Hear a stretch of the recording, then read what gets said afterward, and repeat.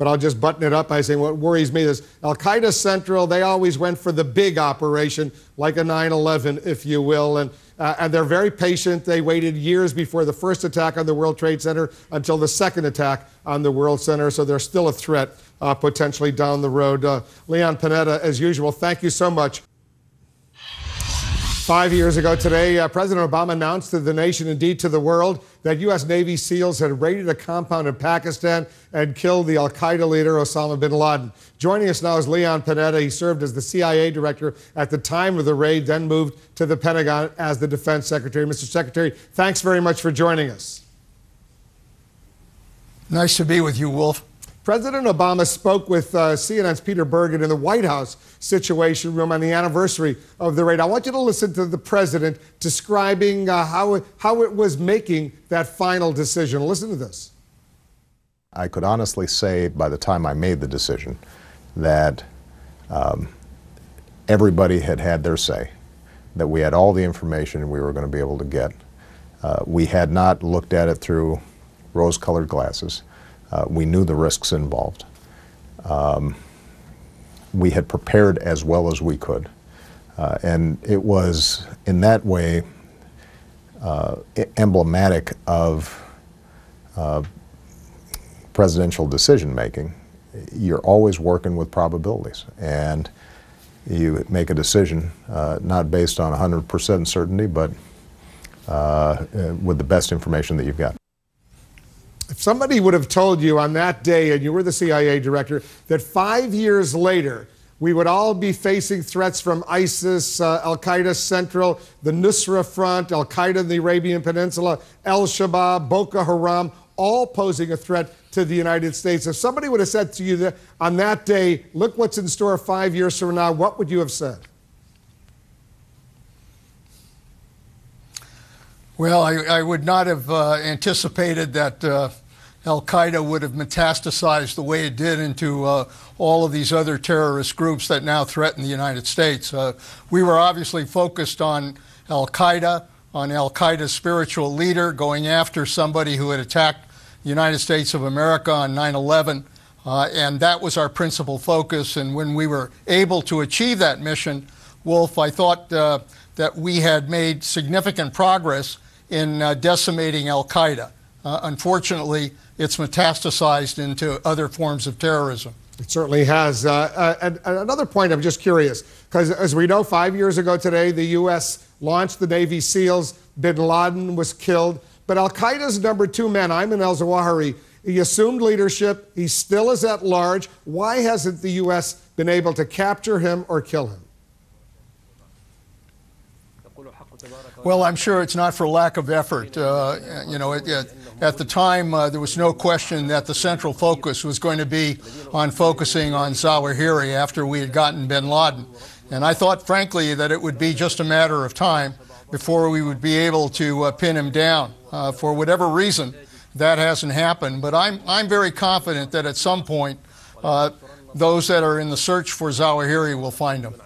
Here's another question that's always lingered in my mind. Dr. Shakil Afridi, he's the physician, the doctor who helped the CIA find bin Laden in that Abbottabad compound in Pakistan. He's still in a Pakistani prison. Why?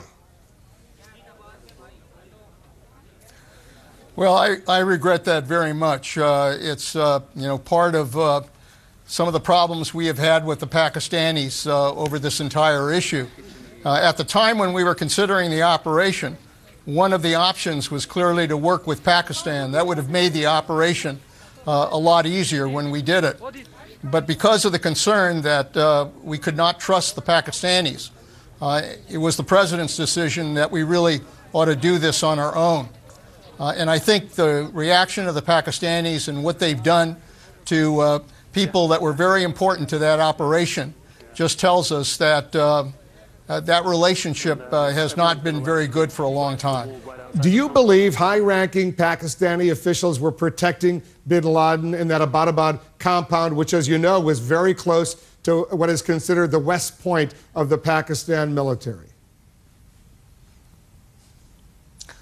Well, when we were able to track the couriers to that compound and located it in Abbottabad, you know, the first question that came to our mind was whether or not the Pakistanis were aware of this, because it was the location of their West Point. It was the location of intelligence units that were located in the same area.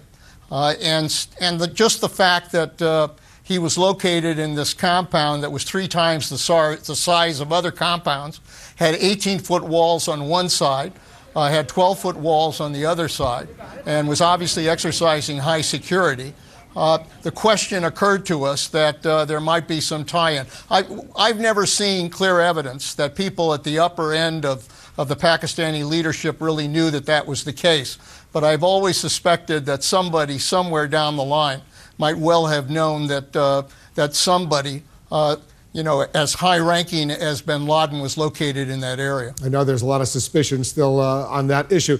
Has the rise of ISIS now, ISIS used to be al-Qaeda in Iraq, as we all know. It became ISIS. Has it distracted the U.S. from the threat of al-Qaeda Central? In other words, does al-Qaeda Central still pose a significant terror threat to the U.S.?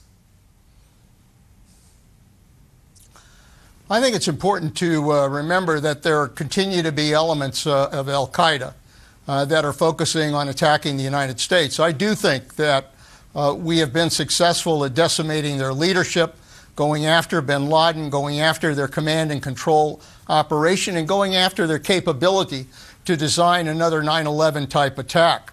But the reality is that we are dealing now with ISIS, which represents a very clear and present danger to this country. It's a very different kind of danger. The al-Qaeda threat was very centralized. The ISIS threat is much more dispersed. They've got a huge number of recruits. They're quasi-state. They've got a number of affiliates. So the threat coming from ISIS is different in the sense that I think they operate more on a lone wolf kind of basis, where an individual can be inspired to conduct an attack. And that, I think, represents probably the principal threat from ISIS. Yeah, what worries me, and we don't have time to continue this, but I'll just button it up by saying what worries me is al-Qaeda Central, they always went for the big operation, like a 9/11, if you will, and they're very patient. They waited years before the first attack on the World Trade Center until the second attack on the World Center, so they're still a threat potentially down the road. Leon Panetta, as usual, thank you so much for joining us. Thank you, Wolf. Good to be with you. Thank you. And by the way, to our viewers, you can